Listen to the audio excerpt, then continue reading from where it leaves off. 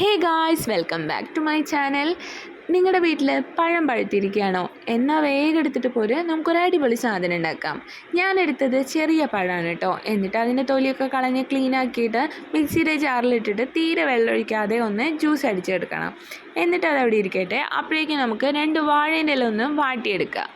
ഞാൻ ഇത് നേരത്തെ കട്ട് ചെയ്ത് കൊണ്ടുവന്ന് വെച്ചായിരുന്നു കേട്ടോ. അപ്പോൾ അതൊന്ന് കഴുകി തുടച്ച് ക്ലീൻ ആക്കിയിട്ട് ഇതുപോലെ ഗ്യാസിൻ്റെ മേലെ കാണിച്ചിട്ട് നല്ലോണം ഒന്ന് വാട്ടിയെടുക്കണം.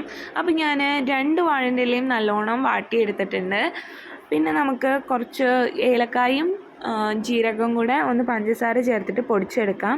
ഞാൻ 4 ഏലക്കായും പിന്നെ ഒരു ചെറിയ സ്പൂണ് ജീരകം കൂടിയാണ് ചേർത്തത്. എന്നിട്ട് അത് പൊടിച്ച് അവിടെ വെച്ചതിന് ശേഷം നമുക്ക് മധുരത്തിന് ആവശ്യമായിട്ടുള്ള ശർക്കര ഒന്ന് ഉരുക്കിയെടുക്കണം. ഞാൻ 4-5 ശർക്കര ചേർത്തിട്ടുണ്ട് കേട്ടോ. കാര്യം എന്താണെന്ന് വെച്ച് കഴിഞ്ഞാൽ ഇവിടെ എല്ലാവർക്കും മധുരം നല്ലോണം ഇഷ്ടമാണ്. പിന്നെ നമുക്ക് കുറച്ച് തേങ്ങാക്കൊത്തും കൂടെ ഉണ്ടാക്കി വെക്കാം.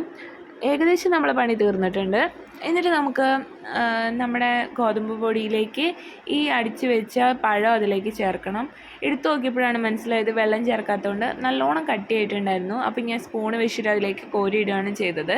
എന്നിട്ട് ഈ പൊടിയായിട്ട് അതൊന്ന് മിക്സ് ചെയ്തതിന് ശേഷം നമ്മുടെ ശർക്കരപ്പാനി കുറച്ചേശ് ചേർത്തിട്ട് ഒന്ന് നമ്മുടെ മാവ് മിക്സ് ചെയ്തെടുക്കുക. കാര്യം എന്താണെന്ന് വെച്ച് കഴിഞ്ഞാൽ എല്ലാം കൂടെ ഒന്നിച്ച് വെച്ച് കഴിഞ്ഞാൽ ചിലപ്പോൾ നമുക്ക് വെള്ളം കൂടി കഴിഞ്ഞാൽ പ്രശ്നമായില്ലേ. അതിനെക്കൊണ്ട് ഇങ്ങനെ ചെയ്താൽ മതി. എന്നിട്ട് നമുക്ക് ഏലക്കായും പഞ്ചസാരയും അതുപോലെ ജീരകം കൂടി പൊടിച്ചത് അതിലേക്ക് ചേർത്ത് കൊടുക്കുക. പിന്നെ തേങ്ങാക്കൊത്തും കൂടി ചേർത്ത് കൊടുത്തിട്ട് നല്ലോണം മിക്സ് ചെയ്യുക. പക്ഷേ എൻ്റെ മാവ് അത്യാവശ്യം നല്ല കട്ടിയായിരുന്നു. അതിനെക്കൊണ്ട് ഞാൻ എൻ്റെ ജാറിൽ കുറച്ച് വെള്ളം കൂടെ ഒഴിച്ചിട്ട് അതിലേക്ക് ഒഴിച്ച് കൊടുത്തിട്ട് നല്ലോണം മിക്സ് ചെയ്തെടുത്തിട്ടുണ്ട്. അപ്പം ഏകദേശം സെറ്റായിട്ടുണ്ട്. നമ്മൾ ഇഡ്ഡലി മാവിൻ്റെ പരുവത്തിലാണ് ഈ മാവ് സെറ്റാക്കി എടുക്കേണ്ടത്. എന്നിട്ട് ആ മാവ് അവിടെ സെറ്റാക്കി വെച്ചതിന് ശേഷം നമ്മുടെ ഈ വാഴൻ്റെ ഇല ഒന്ന് ചതുരത്തിൽ കട്ട് ചെയ്തെടുത്തിട്ട് അതിലേക്ക് നമുക്ക് ഈ മാവ് ഒന്ന് ചേർത്ത് കൊടുക്കാം. ഈ മാവ് ഞാൻ 1.5 കയ്യിലാണ് ഞാൻ അതിലേക്ക് ചേർത്ത് കൊടുത്തിട്ടുള്ളത്. എന്നിട്ട് ഇതുപോലെ ഒന്ന് മടക്കിയിട്ട് ഒന്ന് ആവി കയറ്റിയെടുക്കണം.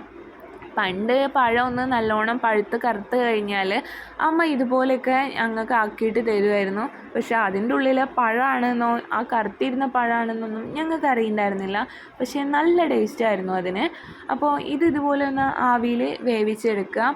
പക്ഷേ അമ്മ വന്ന് നോക്കിയപ്പോൾ അമ്മ എന്നോട് പറഞ്ഞു, ഇത്രയൊന്നും കഷ്ടപ്പെടണം, അതിൽ ഒരു വാഴൻ്റെ ഇല വിരിച്ചിട്ട് അതിലേക്ക് ഈ മാവ് ഒഴിച്ചിട്ടൊന്ന് ആവിയിൽ വേവിച്ചെടുത്താൽ മതി എന്നാണ്. അപ്പോൾ ബാക്കിയുള്ള മാവ് ഞാൻ അങ്ങനെയാണ് ചെയ്തത്. പക്ഷേ ഏറ്റവും കൂടുതൽ എല്ലാവർക്കും ഇഷ്ടമായത് ഈ ഇലയിൽ പൊതിഞ്ഞതായിരുന്നു കേട്ടോ. പക്ഷേ ഈ ഇലയിൽ പൊതിഞ്ഞ അടക്കി എന്തോ പ്രത്യേക ടേസ്റ്റായിരുന്നു. അപ്പോൾ എല്ലാവരും ട്രൈ ചെയ്ത് നോക്കൂ, നിങ്ങൾക്ക് എന്തായാലും ഇഷ്ടപ്പെടും.